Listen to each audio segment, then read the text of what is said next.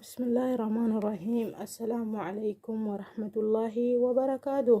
كبجمتوت جالتمتوت هردفتوت أيون أكم نقافيا كيساني الشما أركفون جرجرتو بقى جراتني حرة ساعتي كناني سنجي سنين جتشا كبجمتوني جالتمتوني أيون أني أبسنان توبيدا كريمنا أيون التن أرقامي جرا سببنين mana ayyuun itti argame immoo samoona kana moonii taatee jirti, miseensa yuutuubaatti dabalamtee jirti. Bakka kana ga'uun egaa wallaahi aarsaa guddaa nama kaffalchiisa jechuudha.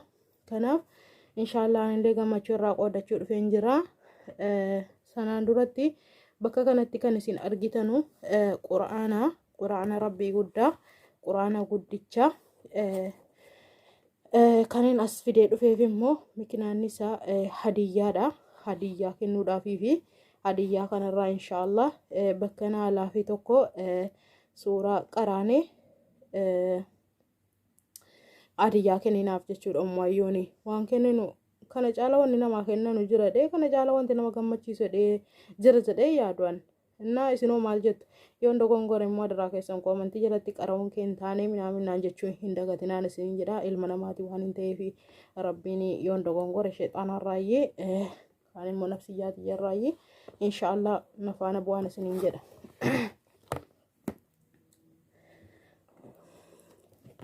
أعوذ بالله من الشيطان الرجيم. وقال فرعون ذروني أقتل موسى وليدع ربه إني أخاف أن يبدل دينكم أو أن يظهر في الأرض الفساد. وقال موسى إني عزت بربي وربكم من كل متكبر لا يؤمن بيوم الحساب. وقال رجل مؤمن من آل فرعون يختم إيمانه أقتل رجلا أن يقول ربي الله وقد جاءكم بالبينات من ربكم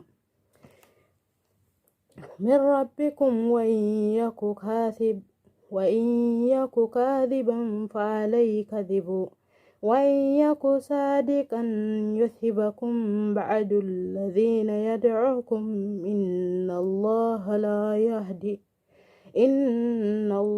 لا يهدي من هو مسرف كذاب. يا قومي لكم الملك اليوم ظاهرين في الأرض فمن ينصرنا من بأس الله إن جاءنا. قال فرعون ما أريكم إلا ما أرى وما أهديكم إلا السبيل الرشاد. وقال الذي آمن يا قوم إني أخاف عليكم مثل يوم الأحزاب مثل داب قوم نوح وعاد وثمود والذين من بعدهم وما الله يريد الظلم للعباد. يا قوم إني أخاف عليكم يوم التناد يوم تولون مدبرين ما لكم من الله من أحسم ومن يضلل الله فما له من أحد. يا الله. إن هديان كو كان فكاتا هديان أن أمو ayyuuni qopheesse kana fakkaataga inshaallah. Yoo dogongora qabaadhe dogongora tiyyaa naa barreessuu hin dhiisina. Beekeef osoo hin taane quraanuma rabbii jaalaluma quraana rabbiitii fi xiqqoosii yoon irraa mokkore jedheetani malee quraanni kiyyaa yookaan quraanni tiyyaa yookaan kalaamni koo isa fuuldura namaatti geessanii qarahaniidha miti. haa ta'u malee inshaallah wal jajjabeessuudhumaa bakka jira yaadachuudhumaa fi malee obboleeyyan xiyyaa amma kana dandeettii quraana fuuldura namaatti qara'uu qabaadheetii miti. quraana rabbii caccabsuun hin ta'u akka kaame sanatti lafa kaa'uudha. Kanaa jennaan ummayyuun hin jajjabeessaa mucaa gobaziidha mucaa jajjabeedha. Viidiyoo si ilaalaa fi sheer godhaa fi koomentii barreessaa fi wal jajjabeessuu aadaa godhadhaa.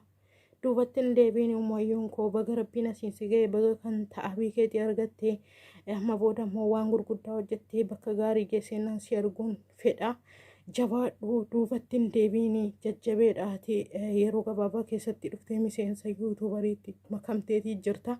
Inshaallah bakka gaarii bakka guddaa akka geessu waan gaggaarii akka irratti hojjettu abdiin qaba. Yeroo gabaabaa keessatti milkaa'ii bakka guddaa gahii. Ati guddache jechuun an guddadhe jechuudha. Ati guddattee jechuun Oromoon tokko guddate jechuudha. Kanaafuu innaan wal jajjabeessaa sheerii walii godhaa wal bira hin darbinaa.